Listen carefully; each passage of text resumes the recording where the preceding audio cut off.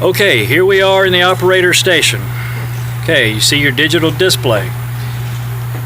Turn on the key. You're going to hear the intercooler fan come alive. And here's the digital display. You see the RPM in the center, the temperature on the right. 97 degrees is about our ambient temperature.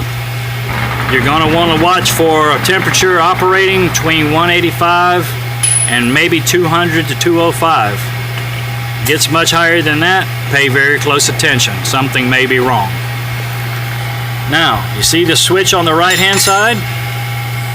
The low and high? That shifts the spool in the hydraulic motor from low speed to high speed.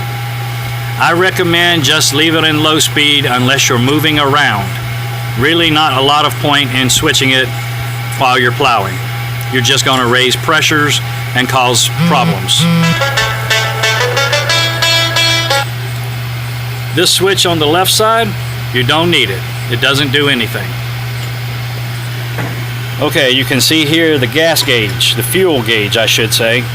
Right now we're showing 100%. Okay, and here you see the low gear, high gear selector. Okay, don't shift while the machine is moving. Should only be shifted sitting dead still and in low RPM.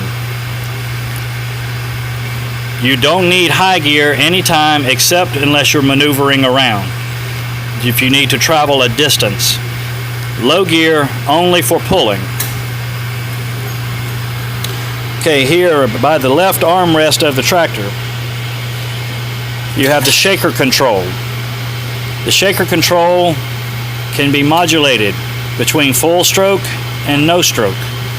Modulated accordingly. You don't always need full stroke. You might need it, you might not. Have to use this wisely. RPM on the engine, no problem. You can understand that one.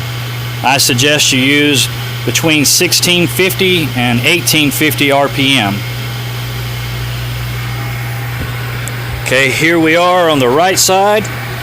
Now, this lever is the rear steering. You can sight the rear tracks off the edge of the operator station, off of this. You want to sight the tracks square with it. One important point to remember is don't use the rear steering while you're plowing. Don't. It's only to be used for maneuvering purposes. Okay, here we have the attitude cylinder. That's that big cylinder right there on the back attached to the shaker box. That changes the angle of the blade. Okay, plow steering, left and right. Plow swing, left and right. The plow lift, that's the whole plow up out of the ground or down in the ground. You have a float mode if you pull this lever to you. I'm not going to pull the lever now because we're on the concrete.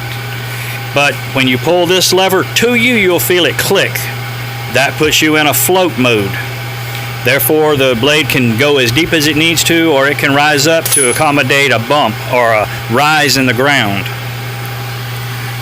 The reel rack, up and down, self-explanatory. Okay, here we have the four